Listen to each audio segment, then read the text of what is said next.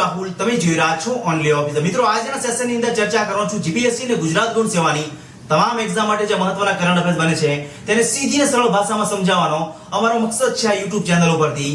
અમને સપોર્ટ કરવા માટે નીચેના સબસ્ક્રાઇબ બટનને દબાવો અને બાજુના ઘંટી બટનને દબાવો, જેથી જ્યારે પણ વિડિયોઝ અપલોડ કરું તમને તમારા મોબાઈલ ઉપર મળી રહે। વિડિયોની લાસ્ટમાં આ પ્રકારનું બટન દેખાશે, તેની પર ક્લિક કરીને આજના વિડિયોની PDF ફાઇલ ફ્રીમાં તમને મળી રહેશે। તમારે એની માટે એક પણ રૂપિયો ચૂકવવાની જરૂર નથી આ ચેનલ ઉપર।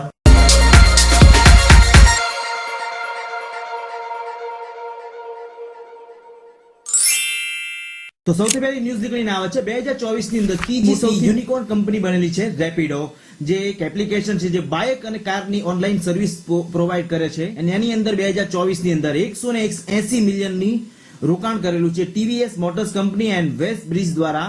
વાત રહી છે રેપ કંપનીની, તો તેની સ્થાપના થયેલી છે 2000 ની અંદર।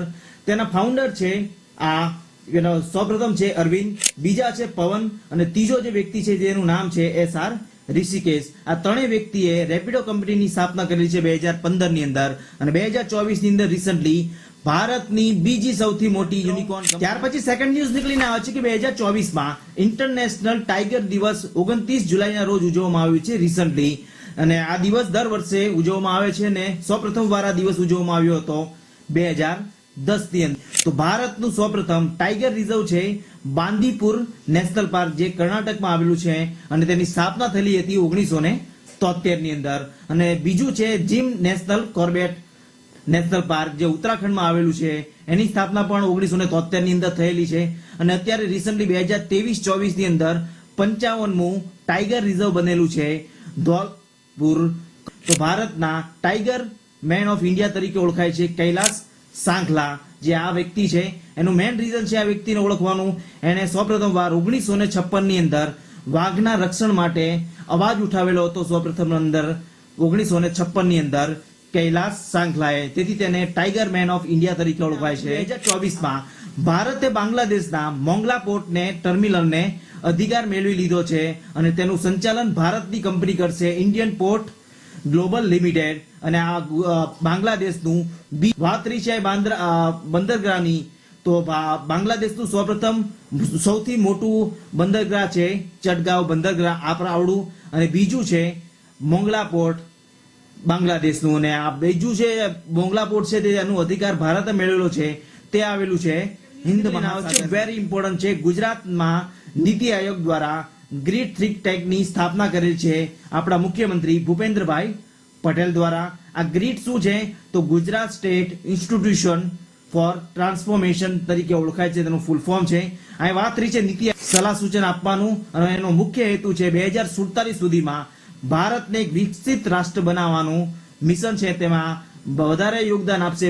ગુજરાતનું પણ સમર્થન આમાં મહત્વનું યોગદાન ભજવે છે આ નીતિ આયોગના ગ્રીડ થિંક ટેન્કની। નીતિ આયોગની વાત રહી છે તો તેની સ્થાપના થયેલી છે 1 જાન્યુઆરી 2015 ના રોજ। તેના અધ્યક્ષ હોય છે પ્રધાનમંત્રી, ઉપાધ્યક્ષ હોય છે અત્યારે રિસન્ટલી 2024 ની અંદર સુમન બેરી, CEO છે BVR સુબ્રમણ્યમ ચોથા નંબરના, અને પહેલા CEO કોણ હતા એવું પ્રશ્ન પૂછી લઈ તો અમિતાભ કાંત। ક્લિયર મિત્રો?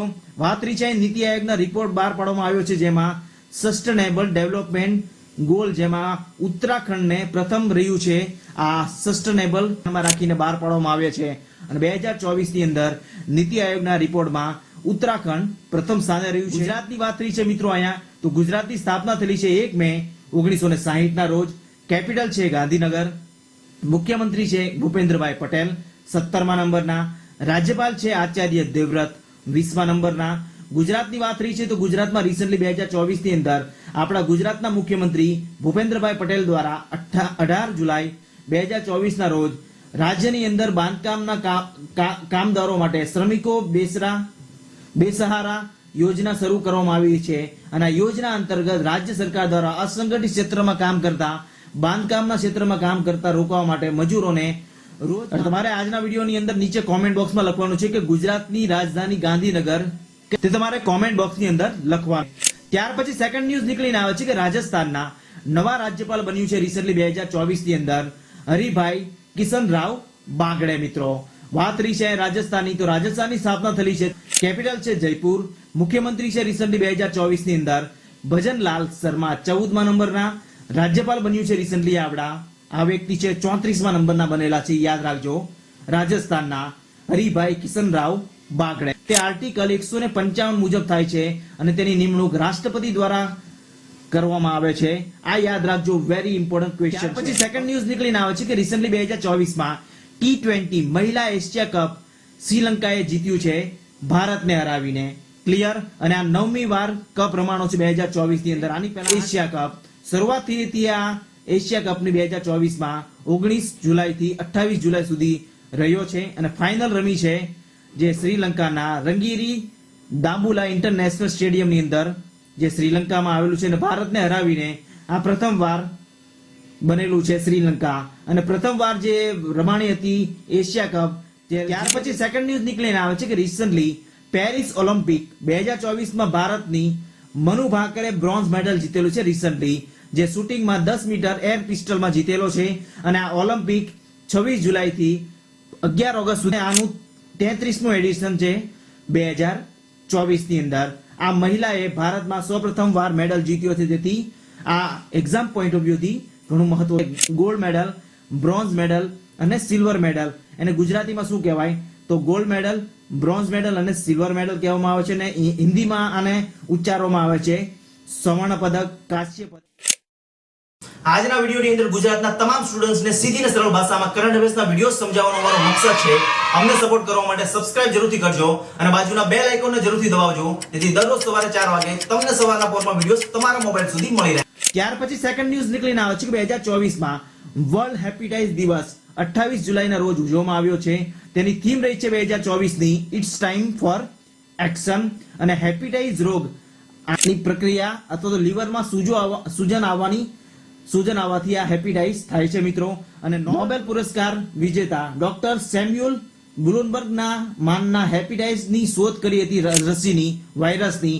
તેથી દર વર્ષે ઉજવાય છે વર્લ્ડ હેપેટાઇટિસ દિવસ 18-28. પછી સેકન્ડ ન્યૂઝ નીકળીને આવે છે કે કેન્દ્ર સરકારની વિરુદ્ધમાં જઈને કેરળ સરકારે વિદેશ સચિવ બનાવ્યા છે કેરળના સૌપ્રથમ વાર. તેનું નામ છે કે વસુંકી, જે આઈએએસ ઓફિસર છે, જેને ફોરેન સેક્રેટરી બનાવવામાં. અહીંયા વાત કરી છે ફોરેન સેક્રેટરી કેરળના.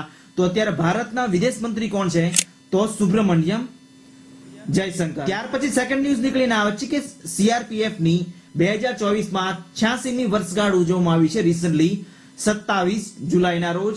વાત કરી છે સીઆરપીએફ ની, તો તેની સ્થાપના થઈ છે 27 જુલાઈ 1939માં.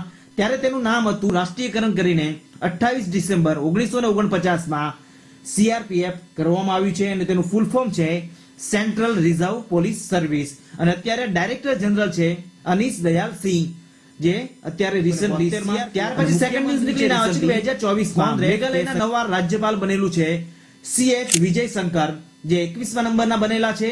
અને કલમ મતલબ આર્ટિકલ 155 મુજબ તેની નિમણૂક કરવામાં આવી છે રાષ્ટ્રપતિ દ્વારા રાજ્યપાલની. ક્લિયર. અને મેઘાલયના વાત થઈ છે તો મેઘાલયની કેપિટલ છે શિલોંગ.